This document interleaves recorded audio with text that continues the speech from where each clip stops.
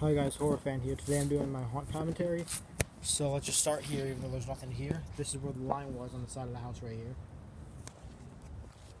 We had a huge turnout this year. It was awesome. We had a line going almost from here, almost all the way to the sidewalk. And people just kept on coming. It was awesome. Anyways, as far as the rest of it, you go this way. On the side of the trampoline, Hangman's Gallows is still here. That's nothing new. Trapdoor drops and everything, but it's not level right now. So this year we didn't have anyone pulling it. Also, since there's not too many actors, I don't really want to have anyone pulling it that's not going to jump scare people. If we only have 3 or 4 actors, then I'd really... So we had 3 actors one day and 4 the other day. If we have that little actors, I'd like all of them to be jump scaring people and not just have someone here to pull the gallows and then that's it. So right here there was a wall. It was just plastic from the PVC to the trampoline. That separated the 2 shed doors. They couldn't go straight to the garage. They were basically forced to enter through this shed door for the butcher shop and then exit through the next shed door. But here's my butcher shop. I originally wanted to have like wooden wall scenes that are here, like in a barn, but they were all sold out because I went that last minute to get them. The strobe light right there was on that ledge, facing primarily my pig killer prop. He was the one who was under the light the most. Everything else was under it a little bit, but it wasn't. You basically had to like squint to be able to see them, even when the strobe light was, lighting. But here's Torture Torso, Die Zombie Die. I've had him for years, so it's not new to anyone who's seen my videos before. Pig Killer I mentioned, Gluttony, Zombie Barrel, and this head that my actor carried. He would always stand in this corner right here, basically. And everyone knew he was the butcher. Everyone knew he was wearing a pig head. They'd seen him. So he would stand right here, and they'd enter, and they thought the prop was him. Even though they were wearing different clothes, it's still, because it was pretty dark, and there's a strobe light that's just barely hitting anything. But he would stand in that corner, and then when they thought that was him and it wasn't, he'd basically do something to scare them. That's how he got them. In here, I have the hospital. I redressed my bowel movements prop in like a surgical gown, sort of, to make it look like he's undergoing surgery, because normally he's just in completely normal clothes like you would wear on a daily basis. Obviously, again, this is like after the fact, so there's going to be stuff laying around, because I'm not opening again this year. I'm tearing down and building another haunt next year when the time comes. So you are going to see some stuff in the way, like my brother's mini bike, the staple gun here, and walls knocked down like you've seen over there. But anyways, bowel movements right there. He's on for now. Suicide Doctor. He's extremely realistic. His hair even feels real. It's kind of disturbing. Shot himself. And I had this strobe light right by his hand. Nothing was really hitting this prop right here. But I had the strobe light by his hand directly on his face. And it just looked really real. And I have these cups that have molds of teeth in them that I actually got from my dentist because he knows I do a haunt. So he gave me these molds of teeth. And I put them in here. Filled it up with water. And eventually got really dirty and yellow. And it just looks pretty awesome. This strobe light I had up on that 2x4 right there that we have going underneath the garage door, so we can still open the side door for people to come into the haunt and close it because it goes under it, and I'll be able to hang up these walls on it. For the walls, I just used cardboard and put scene setters on the cardboard. We originally wanted to use wood, and we probably will this year, but there was so little time by the time I wanted to go get all the OSB and everything that we really couldn't. So here's my clown hall. This is the first of the 2 clown rooms. There's Demon Clown. He was my Christmas gift last year, actually. He's the tallest clown I have and one of my favorites. There's these 2 right here.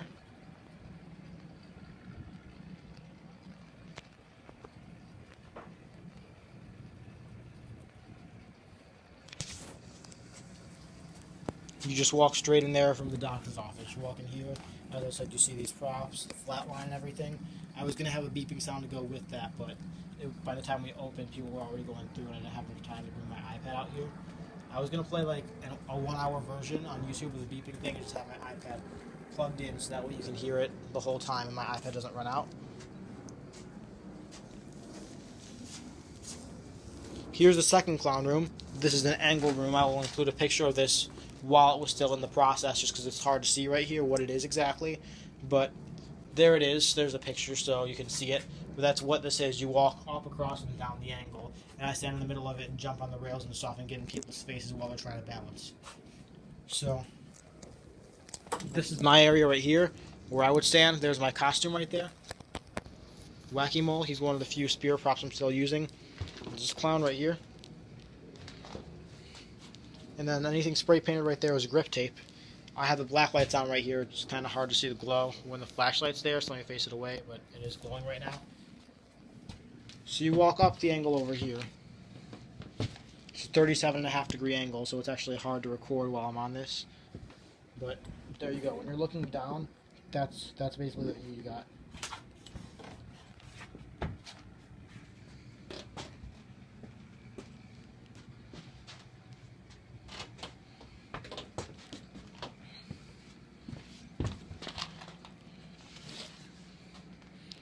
Here's my sacrificial satanic room.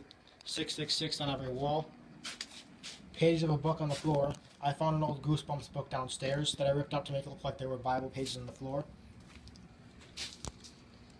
This is my pentagram right there. I had an actor in here. He was a pastor. He was dressed up as a satanic pastor.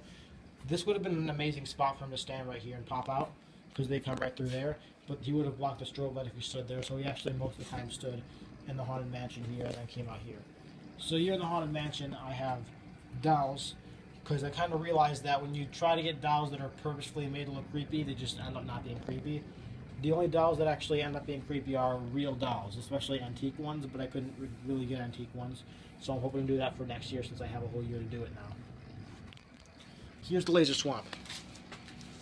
It is very bright out, so it's hard to see it in full effect. I have ankle whips here. They step on the foot pad. This goes off. I have a pretty small compressor, so it wasn't that powerful and it didn't do much, but I'm getting a big compressor for this next year so people actually feel it. But there's 4 lasers in each corner with a flat beam, or I mean not a beam, I mean a lens that makes it go flat. Instead of a one dot at the end of the laser where you point it, you have an entire line on the wall. So when you put haze, that's a haze machine right there. When you put haze in the room, it's such a thin gas, you can see it when there's a direct source of light on it, like the laser. So when you have the flat laser lens, you see it all the way across the room. Everything in between that laser and the line it makes on the wall will be seen because the haze, and it ends up looking like water. And that's the whole point of this. It's supposed to be a swamp. It's supposed to be like green, dirty swamp water.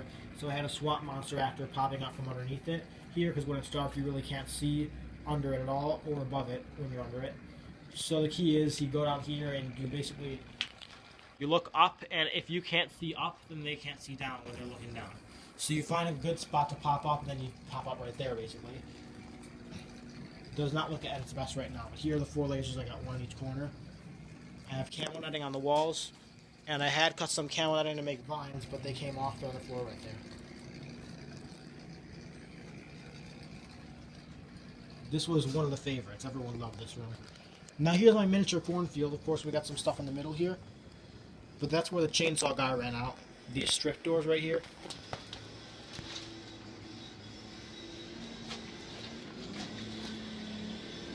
The same butcher from the butcher shop, him, I didn't have a separate chainsaw guy. He would run straight out here when they come out of the laser swamp at the end of the chainsaw. I used a real chainsaw but took the chain off, so obviously it can't hurt anybody.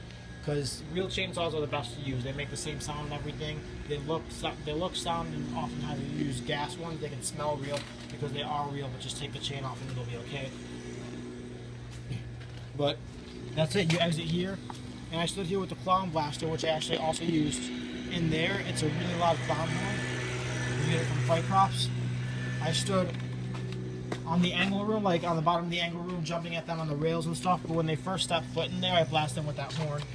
And then after that, I come out here, and when they're being chased out with a chainsaw, and they run out, I blast them one last time with the horn as they're coming out of the haunted house. That's it for this year. I was really impressed with the turnout. I loved it, and I hope to improve next year and have, first of all, real walls, because these are just cardboard. They kept coming down. I had to staple them back up, and we had issues like that. So be gentle with the walls. Won't even need to be a rule for the haunted house next year if I actually use OSB or plywood or something like that, and like wood framing and all that. And hopefully get some wall panels from like Night Scream Studios or something, because they make really good vacuum form panels that I can just put on the wooden walls and to make it look just even better. So that's my plan. A little bit of my plan for next year. I don't have it completely planned out yet, obviously, but it's the this year. Till next time, guys. Peace.